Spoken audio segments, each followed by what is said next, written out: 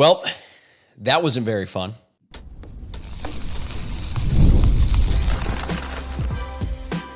You are Locked On Irish, your daily podcast on the Notre Dame Fighting Irish. Part of the Locked On Podcast Network, your team every day. Hey, what's going on and welcome in. This is Locked On Irish, your daily Notre Dame podcast. I'm your host, Tyler Wojciak. I'm a Notre Dame alum, producer at Fox Sports, and I've been covering the Irish since 2020. Thank you for joining me here late. It is late on Sunday night, going into Monday morning, but we'll say it's Sunday, August 31st, for a post-game instant reaction episode. Real quick before we dive in, please take a second to subscribe on YouTube or wherever you are listening to the podcast. I know this episode isn't going to be the most fun one we have done on this show, but sometimes misery loves company, so subscribe and we can get through this together. This episode is brought to you by Gametime. Download the Gametime app, create an account, and use code LOCKEDONCollege for $20 off your first purchase. All right, the Notre Dame Fighting Irish fell to the Miami Hurricanes 27-24 in the season opener, and it was a very tough loss for the Irish. We're coming at you with an instant reaction show. I don't really have many notes. This is just going to be stream of consciousness. We might bounce around a little bit, so I apologize in advance for that. But the main goal of today's show is to talk about what this loss means for Notre Dame in the entire season, get into some of the nitty-gritty into why I think they lost this game. I'll obviously have more time to watch it back, go through the stats, numbers, and do a more deep dive later on in this week, but I obviously wanted to get something out just reacting to the game because I know a lot of Irish fans are feeling a bunch of different emotions, and I am certainly one with you in that scenario. But I do believe that there is some good to take away from this. We're also going to get into that.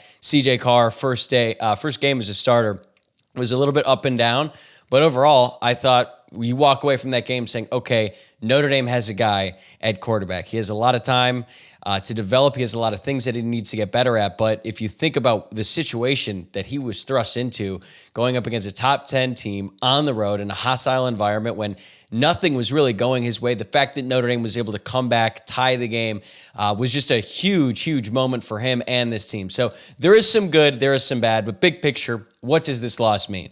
Well, I remember last season, in the immediate aftermath of the loss to Northern Illinois, I came on the show, and the first thing I said in the cold open was, season's over.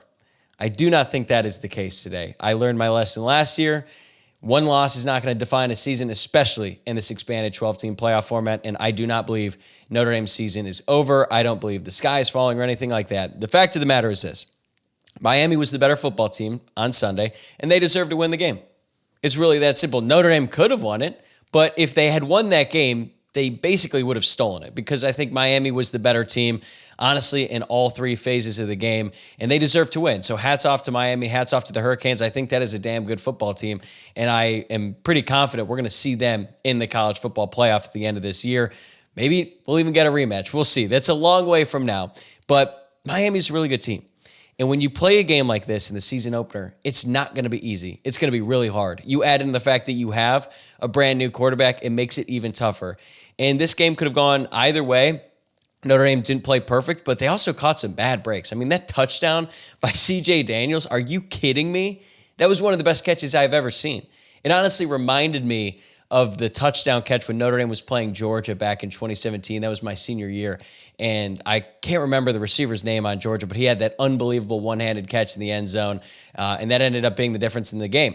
C.J. Daniels' touchdown catch was not the difference in this game, but damn, it was huge because they scored going into the end of the first half. Notre Dame had finally built some momentum on their side, but then Miami scores a touchdown going into the half. They get the ball right out of halftime. They go right down the field and score, take down like 7.5 minutes off the clock on their way to that touchdown. They go up 21-7, and things were not looking good for Notre Dame. I know a lot of fans were getting really worked up in that moment, and I get it. Like when you have a drive like that, when your opponent just sort of imposes their will on you, coming out of the half, takes a 2-touchdown lead, like that was not a very fun time to be a Notre Dame fan. But you got to give credit to this team for fighting back, tying the game, and then having a chance to win it late, but ultimately it just didn't really work out. Also, C.J. Carr's interception was not a smart decision by him to, one, not just hand the ball off to Love, to throw it, and he should have just dirted that, to be honest. He should have thrown that right in the ground.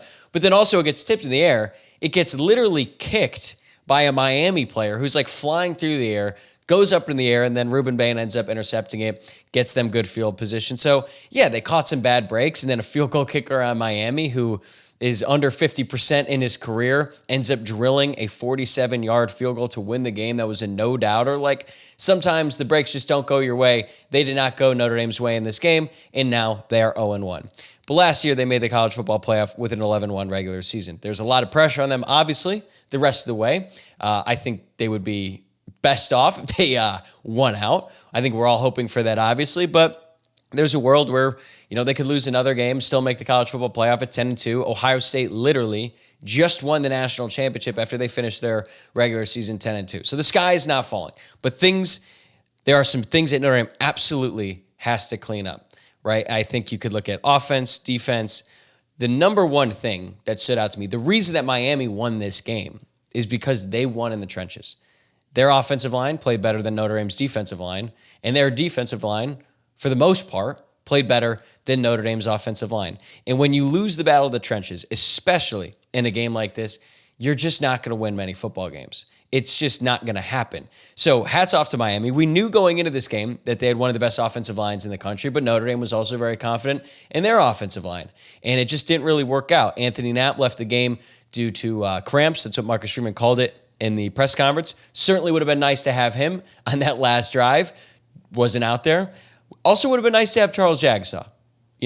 We kind of forget that he's out for at least the first month, potentially the first couple months. Honestly, it could go into November. But he was supposed to start at right guard. Instead, Notre Dame rotates between Gerby Lambert and Sullivan Absher. I don't think either one of them played particularly well based off the first watch. Again, got to rewatch it. Don't want to make any sweeping conclusions on individual performances after just watching the game.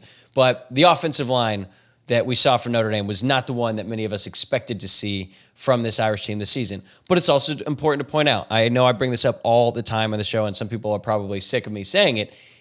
Sometimes it just takes offensive lines a couple games to get going. In the case of Miami, their offensive line was more ready to go on Sunday. That does not mean that Notre Dame's offensive line can't improve. They got a lot better as the season went on last year. But in this game, they were outmatched by Miami. You got to give them credit. We knew they were really strong on the edges, but their interior won. I mean, Justin Scott with that big forced fumble on Malachi Fields. That's why recruiting matters, folks. So that was obviously a big play by them. They were stuffing some of the run plays early on, and Notre Dame's defensive line just could not stop Miami from running the ball early on in the game.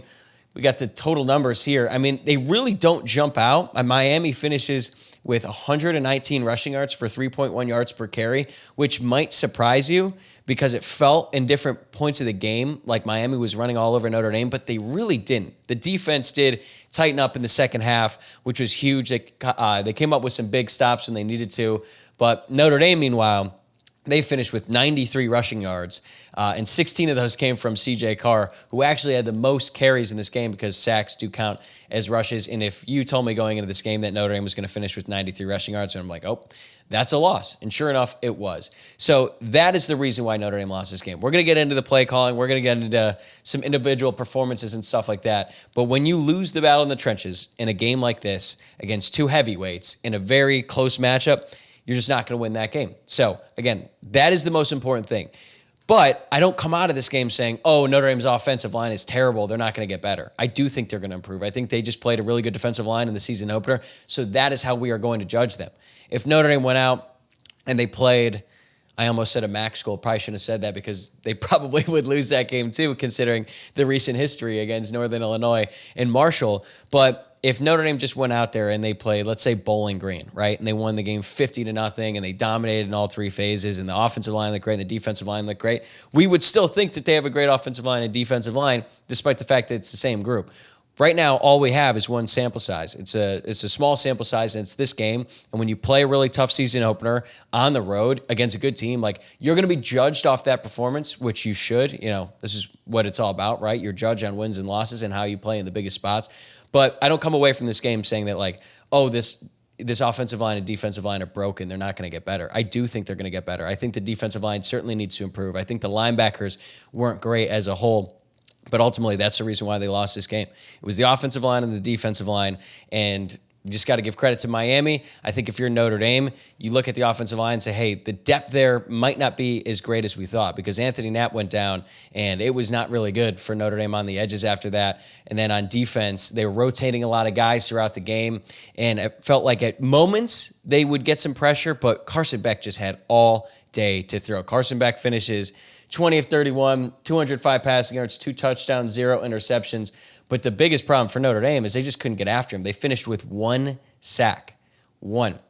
And they had 2 tackles for loss. So even though Miami only finished with 119 rushing yards, they only had 2 negative plays. It felt like even when Notre Dame would stuff them in the backfield, their running backs would fight and they'd somehow gain 2 yards. Like that little stuff is really just, it's so frustrating as a fan, right? It just eats at you. But Miami kept stacking plays like that. It's a big reason why they won this game. So to me, my biggest takeaway from this game, Miami won the game in the trenches, and that's ultimately the reason why they won the game. But there's a few more other things that I want to hit on here that I think were really harmful for Notre Dame's chances of winning.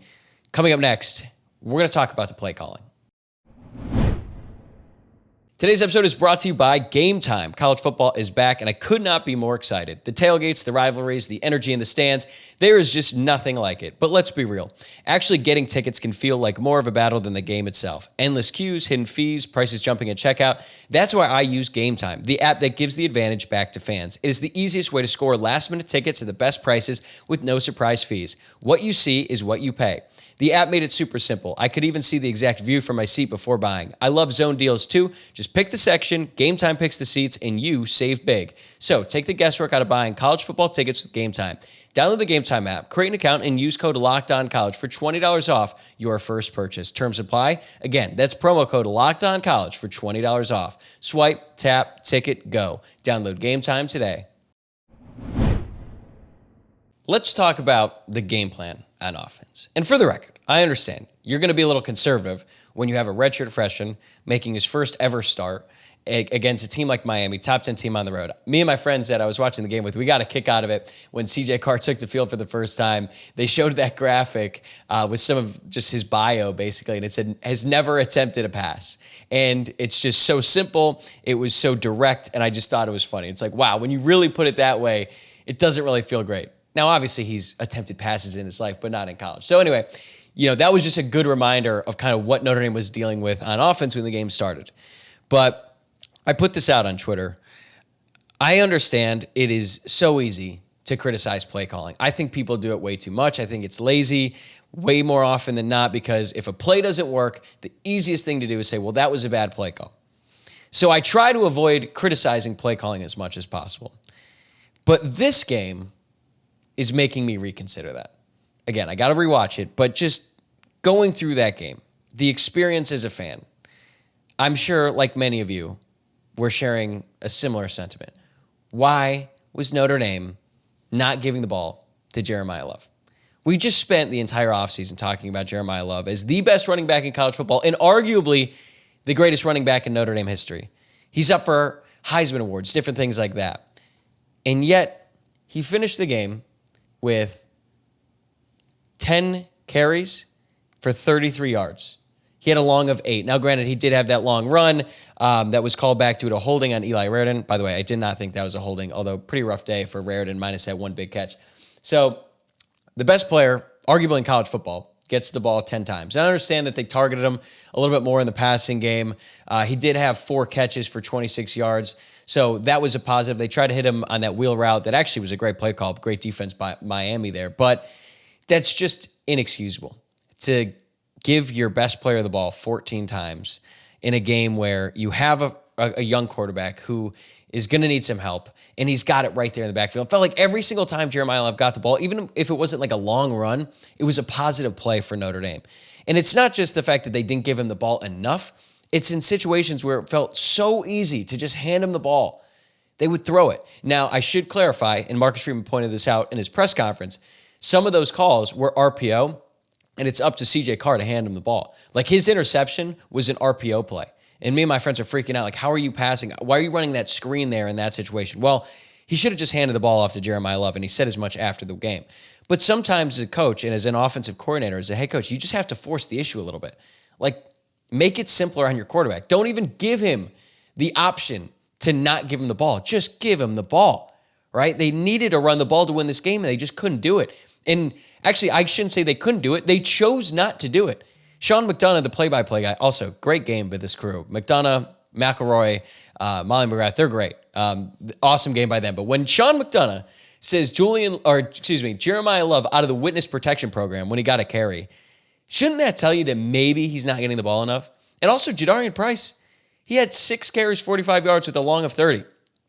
6 carries? I understand that you want to keep Love in the game, but man, he had something going there in the first half. And then he was absent for like the whole second half. So that's really frustrating. You can't be a program that claims to be offensive and defensive line driven and not even try to give the ball to your best player and run behind that offensive line. Like, they got better as the game went on. Sure, they lost the battle to Miami, but also when you're in pass pro every single time, like, you're just playing on your heels and you're giving the defense an advantage. You have to let the offensive line push forward, and Notre Dame just didn't do it a whole lot. And that was so frustrating. Like, at one point, it literally felt like Mike Denbrock was trolling. Like, he didn't want to give Jeremiah Love the ball. And I understand you want to keep the defense, off balance. They think you're going to run it. But sometimes, even when they know you're going to run the ball, you just have to run the ball. Just give the ball to Jeremiah Love. It's really simple. And Notre Dame just didn't do it enough today. And that's going to be one of the most frustrating things to come out of this game, is because I felt like in the second half, the offensive line, or the offense as a whole, really found some life, right? They have this great comeback. They score 17 points in the fourth quarter, but you go down 21-7 because you had so many empty possessions in the first half where Jeremiah Love didn't even touch the ball. Like, that cannot happen. Let's go through it. All right, so Notre Dame in the first quarter, 7 plays, punt, whatever. Second drive, Malachi Fields fumbles the ball in the first play, not great. Then you have a 3-and-out, and then a touchdown drive. Well, what happened on that touchdown drive?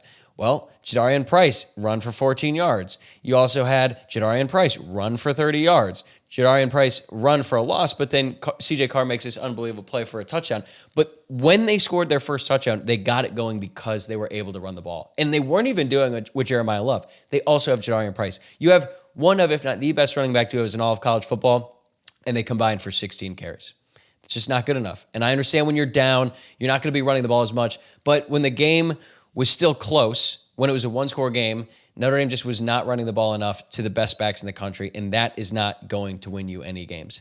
Give credit to CJ Carr because I thought he played really well. We're going to talk more about him in the segment coming up here. But to me, that was just one of the most frustrating things I've ever seen. Like, I understand you want to, give CJ Carr some easy passes to throw. I actually liked what they did on that first drive where they were throwing a lot of stuff in the flat, and you're like, okay, let's get those nerves out. Because I'm not going to lie, when I was watching like 17 hours of college football on Saturday and I'm seeing all these first-time quarterbacks really struggle, I got really nervous about CJ Carr because it's like, man, Arch Manning isn't doing that much. Julian Saint actually played pretty well for Ohio State overall. He did have that one touchdown pass was a bit of an underthrow, but I thought he played pretty well. But you're seeing some other guys just really struggle, and it happens. And I'm like, what is CJ Carr going to do? Well, CJ Carr is not the reason they lost this game, but they just weren't giving him that much help on offense because everything they threw was just like tunnel screen, bubble screen, just getting it to the sideline. And I understand that's good in moments, but they were way too reliant on that in this game. You don't want to throw the ball in the middle of the field. I get that, but you got to push it downfield a little bit. I mean, Malachi Fields had that unbelievable 26-yard reception when he went up there and got it. Like, you go out and you get him in the transfer portal. Those are the plays that he is expected to make, but he just didn't have that many opportunities. Jaden Greathouse didn't have a single catch in this game. He had one target. Part of that has to do with the fact that he's in the slot and they didn't want to throw the ball in the middle of the field, but you've got to get your ball to your playmakers sometimes, and it can't just be Eli Raridan in the flat or Jordan Faison on a bubble screen or just like a throw immediately to the sideline. Although Jordan Faison played pretty well. Stats aren't crazy, but 5 receptions, 33 yards. I thought he was really good with the ball in his hands. But that, to me, outside of the fact that Miami was getting more push on the line, the play calling was so frustrating. And I got to go back and I want to watch through and try to figure out, okay, in a situation like the 2nd and 1 where Notre Dame did not hand the ball off and it ended up being a negative play, was it an RPO and CJ Carr made the wrong read? I'm not sure yet. Again, got to go back and rewatch that. We're going to talk about that more throughout the week and honestly throughout next week as well because Notre Dame has a bye week this weekend, which is just so unfortunate as a fan, right? You wait 8 months for football to finally be back. Notre Dame goes out, they have a huge game week 1, they lose a heartbreaker, and then we have to sit and wait for 2 more weeks for Notre Dame to play again, and then hopefully be able to put this loss behind us. So that was really frustrating, but I think just when you look back at this game, I'm sure that Mike Denbrock is going to be kicking himself sometimes, and I'm sure that the coaching staff is going to have to come together and say, hey, how do we get the ball into Jeremiah Love's hands more? And sometimes you have to be stubborn. You have to be almost obnoxious and just keep feeding him the ball, because good things happen when Jeremiah Love gets the rock. And also Jadarian Price. I don't want him to be forgotten, because I was wondering why he wasn't getting any carries in the second half as well. So they have got to figure out a way to get him more involved in the offense. And even though I like him being more involved in the passing game, like there's a couple like out routes where he ran. I was like, okay, that's a good play. You're trying to get the ball to your playmakers in space, and that's good as like a counter, but you don't want to rely on that. You want to rely on handing the ball to your best player and just letting him operate. And the offensive line was starting to get some push, and he doesn't need much. He just needs a crease, and he is so fast. He accelerates so hard through the hole, and he's so good at breaking tackles. Like, just let him go. Let him get the ball. Let him cook a little bit. But one minor criticism of Jeremiah Love, he's jumping too much. Okay, I understand it's a cool play. The highlight when he did it, going into the end zone, that was really cool. But it felt like he was forcing it a little bit in some of his carries. Like he was just jumping over guys for the sake of it. He's going to get hurt if he does that. And he needs to be protected.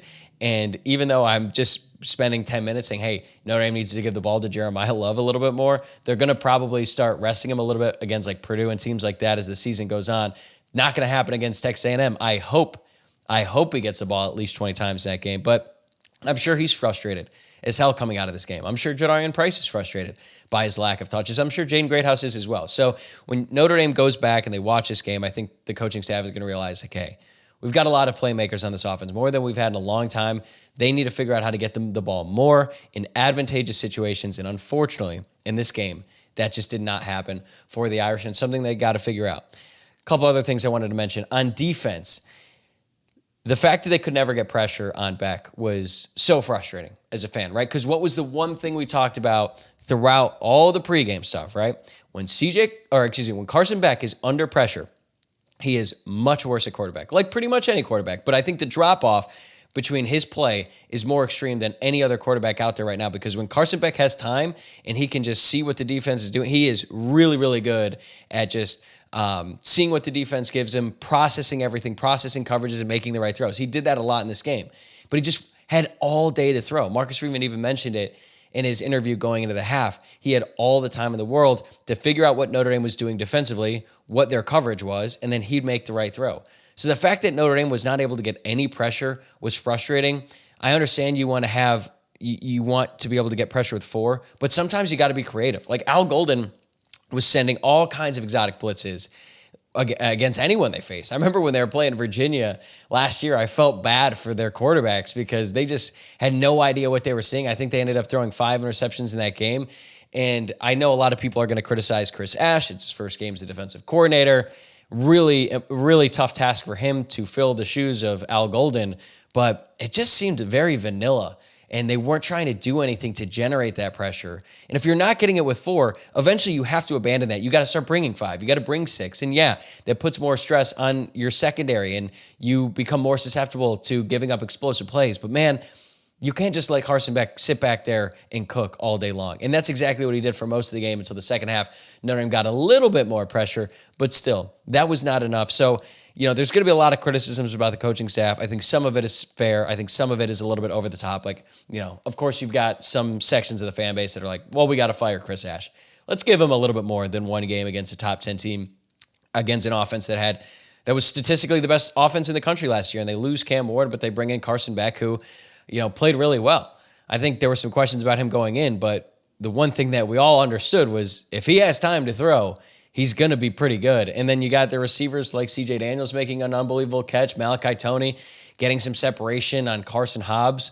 That's another thing, too. I think Notre Dame was rotating a lot in this game, especially in the secondary. Like, I thought Devontae Smith was hurt at one point because Carson Hobbs is getting so much tick, and I like him. I think he's got a bright future, but, you went out and you got Devontae Smith in the transfer portal for a reason, and he was not in for a couple of the biggest drives of the first half. And then his replacement, Carson Hobbs, gives up a big third down reception to Malachi Toney. And then he also gives up the touchdown. And it wasn't even that bad of coverage, but he just didn't look like he really knew where he was going. Like he was looking back at the quarterback a little bit too early. He wasn't in phase. So that was frustrating as well. I think at points, if the offense was trying to simplify it too much, I think you could say the same thing about the defensive game plan, but then they try to get too complicated with all the different subbing and the rotation that was going on. And I understand it's hot, it's 1,000,000 degrees down there, but like on big plays like that, you just got to let your best players stay out there and make some plays. So I think, as we sort of wrap up the bad stuff in this game, there's more bad stuff, obviously. There's things they need to clean up, but they lost the battle in the trenches. I thought the game plan on offense was pretty vanilla, and they did not give the ball to the best player nearly enough. And then on defense, they weren't able to generate pressure. When they weren't able to generate pressure, it didn't look like they tried to do a whole lot differently to try to do it with exotics and different things like that. And then I think they rotated a little bit too much, and that bit them, especially on that touchdown to Malachi Toney. That was Carson Hobbs. Probably should have been Devontae Smith. And that's why it was so frustrating, right? So that's the bad stuff. Coming up next, I do want to get into the good things, because one thing that I feel pretty solid about coming away from this game, Notre Dame has a quarterback. Hey, Locked On Irish fans, we have an important request. Locked On wants to hear from you. We've put together a survey to learn more about our listeners and make your favorite podcast even better. This is your chance to tell us what you like, what you don't, and answer questions about our advertising. Go to LockedOnPodcast.com/survey to get started. Everyone who completes a survey will be entered for a chance to win one of 10 $100 Amazon gift cards. Again, that's LockedOnPodcast.com/survey. You can also find the link in the show description. Thanks for helping us out. Today's episode is brought to you by Rugiet. Guys, you have probably heard of Viagra or Cialis. Maybe you've even tried them. But if you're looking for something beyond the usual pill, it is time to meet Rugiet Ready. Rugiet Ready is a next-gen prescription treatment designed to amplify arousal in the brain and boost blood flow. Unlike the usual pills that can take hours, Rugiet's 3-in-1 formula dissolves under your tongue and kicks in fast, on average, in 15 minutes. Effects can last up to 36 hours, so you can stay confident and in control when the moment is right. If traditional options haven't worked, Rugiet might be the answer. Over 150,000 men have already made the switch. You can even read real customer reviews on their site. It's helping a lot of people feel more confident and present in the moment.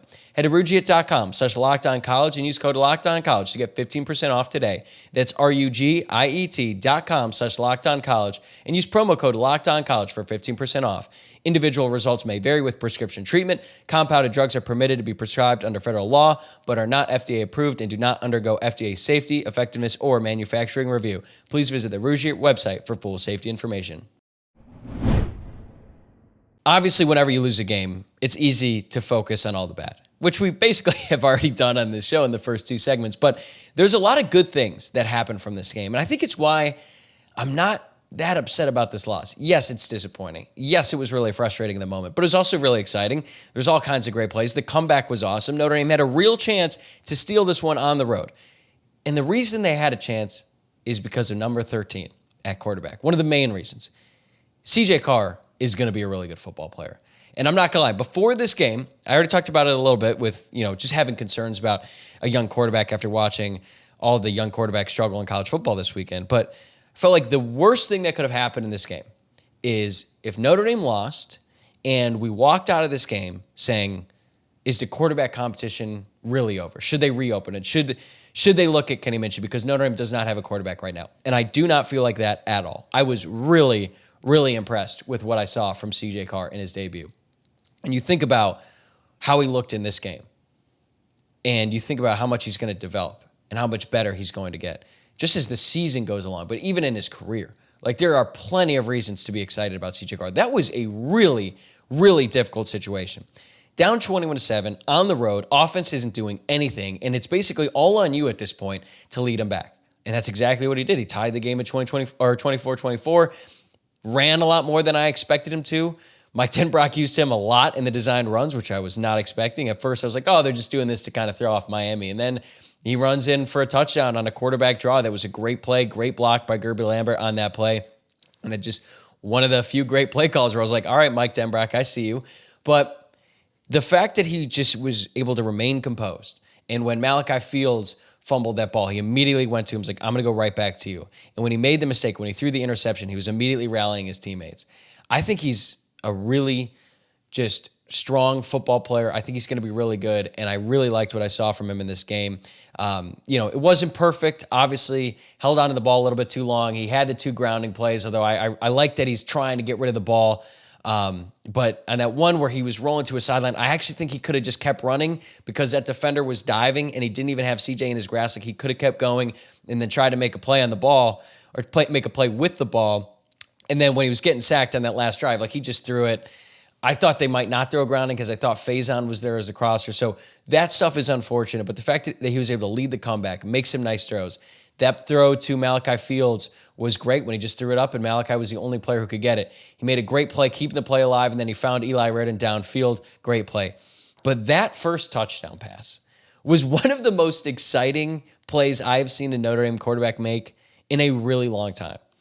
Someone tweeted this, that at some point in the season, he's probably going to take a 40-yard sack. It's probably true. It's probably going to happen. But the fact that he's able to keep that play alive, and then he's scrambling around, running for his life. But then once he started charging hard down the field, it was like, oh, he sees someone. He sees someone because he's got someone right now. And then when they showed the replay, CJ Carr is not looking at Micah Gilbert. He turns his head to the right, and I noticed it right away as soon as we saw the replay. He turns his head to the right. 3 Miami defenders, 3, all move to the middle of the field. They're watching his eyes. CJ Carr, not looking at Micah Gilbert, throws a perfect ball to him. He's wide open in the end zone for a touchdown. Like, what a first touchdown pass for CJ Carr. That was incredible. That was so exciting to watch. And also, shout out to Micah Gilbert making a couple plays in this game. Also had a nice catch when he just had that little stop route. If you had Micah Gilbert first Notre Dame touchdown this season, I think that's probably plus 20,000 on FanDuel. Probably not even a prop that you could actually bet on. But I thought that was pretty funny and fitting considering they came in as recruits together. But that play was really, really impressive, especially considering the fact that Notre Dame really needed to score. And then even when he threw his second touchdown pass to Jordan Faison, that play was blown up. The fact that he was able to stay calm, make the throw, even though it was an easy throw, he wasn't far down the field and he was wide open, they had rushers in the backfield during that play. Aeneas Williams does just enough to slow down the defender so that Carr has time to make the throw. And then Carr ties the game with his run on that quarterback draw, which is a tough run, dude. He took some hits in this game, but he kept up. He kept getting up, kept going. And I just loved what I saw from 13 in this game. He also tried to spread the ball around a lot. A lot of guys getting involved. Eli Reardon ends up leading the day with 5 receptions for 97 yards. Headlined by that 65-yard touchdown run. About that big catch by Reardon. Great play, way to get open. What was he doing when he caught the ball? Why was he running with it, just holding it in one hand, not tucking it? And it looked like he was looking at it like he didn't know what to do. And then he finally tucks it, but by that point he had slowed down so much it allowed the Miami defender to catch him. And I was joking. I was like, is that the first time Eli Reardon has ever ran the ball? The first time he's ever had the football? It kind of looked like it in the moment. So it wasn't a great game by Reardon, if I'm being honest. Even though he's the leading receiver, he came up with that huge play. Had a couple bad drops in this one. The holding penalty, again, I think that could have gone either way. They really were trying to get him the ball a lot. I think some of those tight end tunnel screens actually did work. They were the one screen I did like that they were running, not so much the ones where they're just throwing it to the outside. But he's going to get better. But I think we saw Eli Reardon's potential, right? If he gets better, if he cleans up some stuff. Also, I need to go back and check this once the snap counts are up. Eli Reardon was the only tight end that Notre Dame used for a good portion of that game, which makes me think that Ty Washington is hurt. We know he's been dealing with a wrist injury. They're already without Cooper Flanagan for the season. Kevin Bauman is now out for the season. So tight end depth is definitely a concern. Eli Reardon was out there for a lot in this game, and considering he's blocking, he's running downfield, that was a lot to ask. So it wasn't perfect, but overall, I do think we started to see, okay, this is the Eli Reardon that could be, elite as the season goes on. Malachi Fields finishes with 3 receptions, 48 yards, had that big catch. Jordan Faison was very active early on in the game, was kind of a non-factor in the second half. Jeremiah Love, 4 catches, 26 yards, and Micah Gilbert, 2 catches, 17 yards. No Jane Greathouse at all, which is a shock, I think. But also, yes, he had 2 great games to end the season last year, but he also had 14 mediocre games. So I'm hoping that they get him more involved. We also barely saw Will Pauling in this game. For all the talk in preseason camp about how he was a difference maker and how, he was a goog rat and all that stuff, I believe all of that to be true. But I thought he'd be a big part of this game plan to make some easy throws for CJ Carr, and he just wasn't even out there. They just really weren't rotating that much at wide receiver, or at least it didn't seem like it. So that's something that they need to get figured out. But I loved what I saw from Carr, getting the ball to different guys, not being afraid of the moment, stepping into some throws, taking some hits. And I walk away from this game saying that is the quarterback of the future at Notre Dame. Marcus Freeman even said in the postgame, CJ Carr has an incredibly high ceiling. He's going to be a really good quarterback, but obviously he's got to clean up some stuff. He's going to make more mistakes. It's not going to be linear.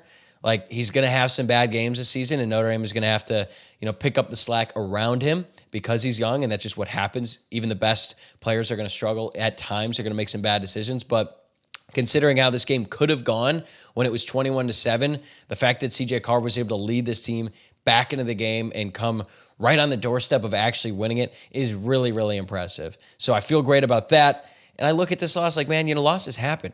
But as long as Notre Dame has a quarterback and the team is healthy, that's really important too. And yeah, they're going to have to beat Texas A&M.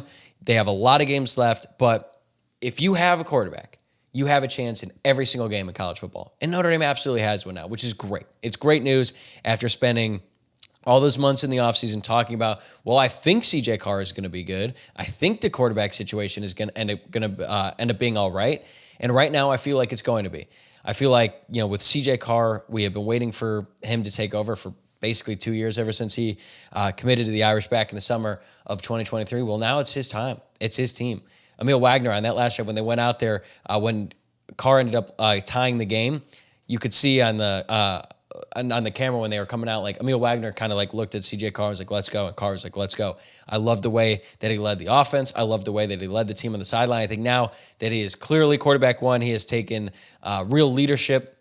He's taken ownership of the offense, and I think it's going to end up being a really good season for CJ Carr. And I think once he gets more comfortable with the offense, they're going to be a little bit more aggressive. I don't think we're going to see 20 screen passes like we saw against tonight, but it's going to get better for CJ Carr. And I walk away from this game saying, all right, Notre Dame obviously has a lot to clean up, but the biggest thing, the thing that really could have set this team back outside of just the loss would be if we had more questions than answers about quarterback coming out of this game, and I do not think that is the case at all. CJ Carr is a good player, he's a gamer, and I think the future is very bright for number 13.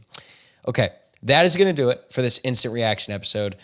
Coming at you Sunday night, we're going to have a lot more review, recap stuff coming your way the rest of this week, so be on the lookout for that. Make sure that you are subscribed on YouTube, following along wherever you get your podcast. Notre Dame fans are going to have to take some heat this week. It's what happens when you lose. I know Miami fans are going to be out there. They might be the most online fan base in the history of the world. So I know they're going to be talking a lot of trash, but it's a long season. If you think back to how the fan base was feeling after the loss to Northern Illinois, like I said the season was over. If you had told me in that moment that the team would end up making a run to the national championship, I said, you are out of your damn mind. But after this loss, I feel pretty good about Notre Dame's chances. Everything is still in front of them. They could still accomplish everything they set out to do. They've got to clean some stuff up, but there's some good stuff to take away. And when you play a top 10 team like this on the road, sometimes it doesn't work out. So a lot more great stuff coming your way. Make sure you're following. Make sure that you're subscribing. And I will see you on Tuesday morning, same time, same place.